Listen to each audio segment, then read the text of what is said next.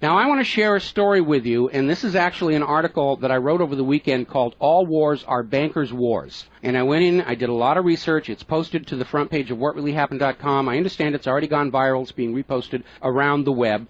But I wanted to basically tell it to you here on the radio show. And it's a very long story. We're probably going to take the rest of the hour to do it.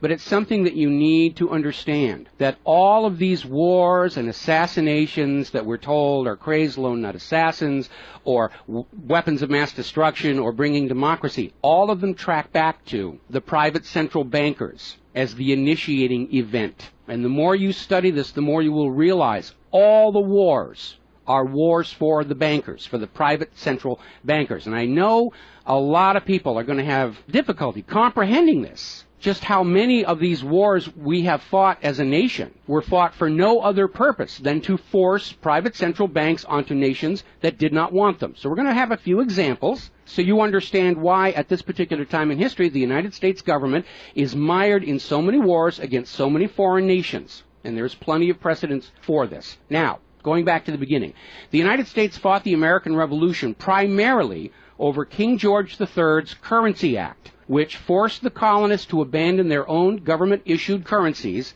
and conduct business only using printed banknotes borrowed at interest from the Bank of England. If you go back to the writings of Ben Franklin, direct quote, the refusal of King George III to allow the colonies to operate an honest money system which freed the ordinary man from the clutches of the money manipulators was probably the prime cause of the revolution. That's Ben Franklin. Now, our public schools don't teach that because you're not supposed to know that the bankers were really behind the American Revolution. After the Revolution, the United States adopted a revolutionary, radically different economic system in which the government issued its own value-based currency so that private banks couldn't skim the wealth of the people through interest-bearing banknotes. So the American Revolution was fought primarily to free the American people from King George III's Currency Act, which ordered them to conduct all business using printed banknotes borrowed at interest from the Bank of England. So the Bank of England was just, raking in wealth from the labor of the American people in exchange for ink and paper. And that fueled the anger that led to the American Revolution. Your public schools don't spend a lot of time on that, but that was really what it was all about. So the revolution was over, the United States was born, but the private bankers are nothing if not dedicated to their schemes to acquire other people's wealth, and they knew full well how easy it is to corrupt a nation's leaders. Now, just 1 year after Mayor Amschel Rothschild had uttered his infamous, "Let me issue and control the nation's money, and I care not who makes the laws," private bankers succeeded in setting up a new private central bank called the First Bank of the United States, largely through the efforts of the Rothschilds' chief supporter in the United States, Alexander Hamilton. Now, this First Bank of the United States was founded in 1791, and by the end of its 20-year charter, the First Bank of the United States had almost ruined the nation's economy while enriching the bank's owners. As a result, Congress refused to renew the charter and signaled their intention to go back to a state-issued, value-based currency on which the people paid no interest at all to any banker. This resulted in a threat from Nathan Mayer Rothschild against the U.S. government. Quote, "Either the application for renewal of the charter is granted, or the United States will find itself involved in a most disastrous war." End quote. Congress still refused to renew the charter for the First Bank of the United States, whereupon Nathan Mayer Rothschild railed, quote, "Teach those impudent Americans a lesson. Bring them back to colonial status." End quote. Financed by the Rothschild-controlled Bank of England, Britain then launched the War of 1812 to recolonize the United States and force them back into the slavery of the Bank of England's banknotes, or to plunge the United States into so much debt they would be forced to accept a new private central bank. And the plan worked. Even though the United States won the War of 1812, Congress was forced to grant a new charter for yet another private bank, issuing the public currency as loans at interest, the Second Bank of the United States. Once again, private bankers were in control of the nation's money supplied and cared not who made the laws or how many British or American soldiers had to die for it. So once again, the nation was plunged into debt, unemployment, poverty by the predations of the private central bank, and in 1832, Andrew Jackson successfully campaigned for his second term as president under the slogan, "Jackson and no bank." True to his word, Jackson succeeded in blocking the renewal of the charter for the Second Bank of the United States of America. And this was where that famous quote came from Andrew Jackson. Quote, "Gentlemen, I too have been a close observer of the doings of the Bank of the United States. I have had men watching you for a long time, and I am convinced that you've used the funds of the banks to speculate in the breadstuffs of the country. When you won, you divided the profits amongst you, and when you lost, you charged it to the bank. You tell me that if I take the deposits from the bank and annul the charter, I shall ruin 10,000 families. That may be true, gentlemen, but that is your sin. Should I let you go on, you will ruin 50,000 families, and that would be my sin. You are a den of vipers and thieves. I've determined to rout you out, and by the eternal God, I will rout you out. End quote. Andrew Jackson. Shortly after the charter for the Second Bank of the United States expired, there was an assassination attempt on Andrew Jackson, and it failed when both pistols used by the assassin, Richard Lawrence, failed to fire. Later on, Lawrence explained the motive for the assassination by saying that with President Jackson dead, money would be more plenty. So it was an assassination motivated by the interests of the bankers. Now, our public school system is as subservient to the bankers' wishes to keep certain history from you, just as the corporate media is subservient to Monsanto's wishes to keep the dangers of GMOs from you, and the global warming cult's wishes to conceal from you the fact that Earth has actually been cooling for the last 16 years. So it should probably be no surprise that the financial dimension of the Civil War are not well known to the average American. It's portrayed in our history books and our popular media as an internal dispute over slavery, but in fact it was a war with global implications. When the Confederacy seceded from the United States, the bankers once again saw the opportunity for a rich harvest of debt and offered to fund Lincoln's efforts to bring the South back into the Union at 30% interest. Lincoln remarked that he would not free the black man by enslaving the white man to the bankers, and using his authority as president, issued a new government currency, the greenback. This was a direct threat to the wealth and power of the central bankers, who quickly responded. This is a quote from the London Times following Lincoln's issuance of the greenbacks. Quote, "If this mischievous financial policy, which has its origin in North America, shall become indurated down to a fixture, then that government will furnish its own money without cost.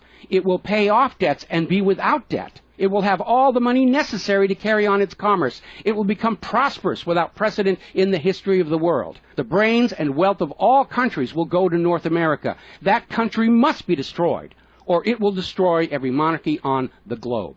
So, goaded by the private bankers, much of Europe supported the Confederacy against the Union, with the expectation that victory over Lincoln would mean the end of the greenback. France and Britain seriously considered an outright invasion on the United States in support of the Confederacy, but they were held at bay by Russia. A little bit of history most Americans don't understand. Russia came to the aid of Lincoln's Union during this crisis. Now, at that time, Russia had just ended their serfdom system, and they had a state central bank similar to the system the United States had been founded on. Now, free of European intervention, the Union won the war, and Lincoln announced his intention to go on issuing the greenbacks. Following Lincoln's assassination, the greenbacks were pulled from circulation, and the American people forced to go back to an economy based on banknotes borrowed at interest from the private bankers. So finally, in 1913, the private central bankers of Europe, in particular the Rothschilds of Great Britain, the Warburgs of Germany, met with their American financial collaborators on Jekyll Island, Georgia, to form a new banking cartel with the express purpose of forming the Third Bank of the United States, with the aim of placing complete control of the United States money supply once again under the control of private bankers. Owing to hostility over the previous banks of the United States, the name of this third bank was changed to the Federal Reserve, in order to grant the new bank a quasi-governmental image. But in fact, it is a privately owned bank. It's no more federal than Federal Express. In fact, last year, the Federal Reserve successfully rebuffed a Freedom of Information lawsuit by Bloomberg News on the grounds that as a private banking corporation, and not actually a part of the U.S. government, the Freedom of Information Act did not apply to the operators of the Federal Reserve. So 1913 proved to be a transformative year for the nation's economy. First, with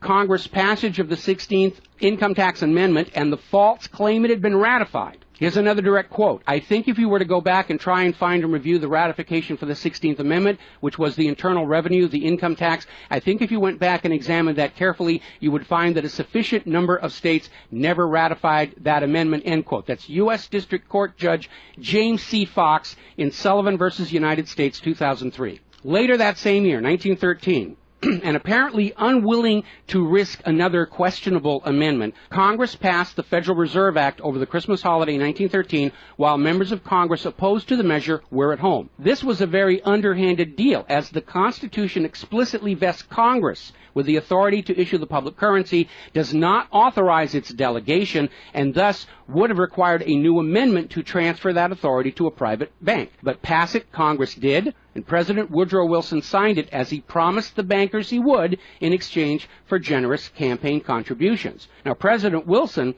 later regretted that decision. You've probably heard this quote before, but you're going to get it again. Quote, "I am a most unhappy man. I have unwittingly ruined my country. A great industrial nation is now controlled by its system of credit. We are no longer a government by free opinion, no longer a government by conviction and the vote of the majority, but a government by the opinion and duress of a small group of dominant men." That was Woodrow Wilson writing in 1919. Now, 1 year after the passage of the Federal Reserve Act, World War I started, and it is important to remember that prior to the creation of the Federal Reserve, there was no such thing as a world war. Now, World War I actually started between Austria, Hungary, and Serbia, but quickly shifted to focus on Germany. Why Germany? They didn't start the war. Why was Germany the villain in World War I? Well, the real reason was their industrial capacity was seen as an economic threat to Great Britain. Great Britain's pound was already in decline at the time because too much economic emphasis was on banking and finance, and not enough was on agricultural development, industrial development, and infrastructure. It's very much like the situation we have in the United States right now. All the financial operatives, they want to play the Wall Street games, and other parts of the economy are being neglected. We've lost a great deal of our manufacturing.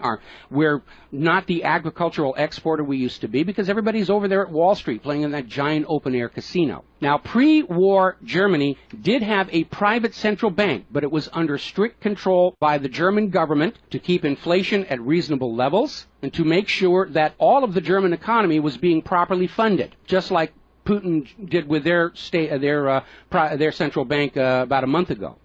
Under government control by the German government, investment was guaranteed to internal economic development, and as a result, Germany had become a major manufacturing technological power. They were exporting products that Great Britain could not compete with. So in the media of the day, Germany was portrayed as the main opponent of World War I. And not just defeated, it was flattened. Now, following the Treaty of Versailles, Germany was ordered to pay the war costs of all the participating nations, even though Germany had not started that war. This amounted to 3 times the value of all of Germany itself.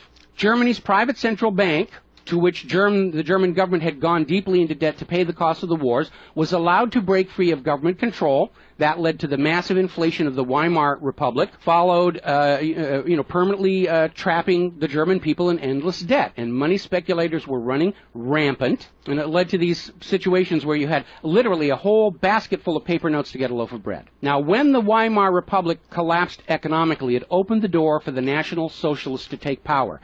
Their first financial move was to issue their own state currency, which was not borrowed from private central banks. It was based on a unit of value, not a unit of debt. Freed from having to pay interest on the money in circulation, Germany blossomed and quickly began to rebuild its industry. It was an amazing transformation to see. The media called it the German miracle. Time magazine lionized Hitler for the amazing improvement of life for the German people and the explosion of German industry, and they even named him Time magazine's Man of the Year in 1938. And then once again, Germany's prosperity and freedom from a private central bank loaning the public currency at interest became a threat to other nations and other powers. I have a couple of quotes here from Winston Churchill that tells you what was really going through the minds of Europe in the years leading up to World War II. Quote, "Should Germany merchandise again," which means do business, "should Germany merchandise again in the next 50 years, we have led this war, World War I, in vain." That was Winston Churchill writing in the Times in 1919. Another quote,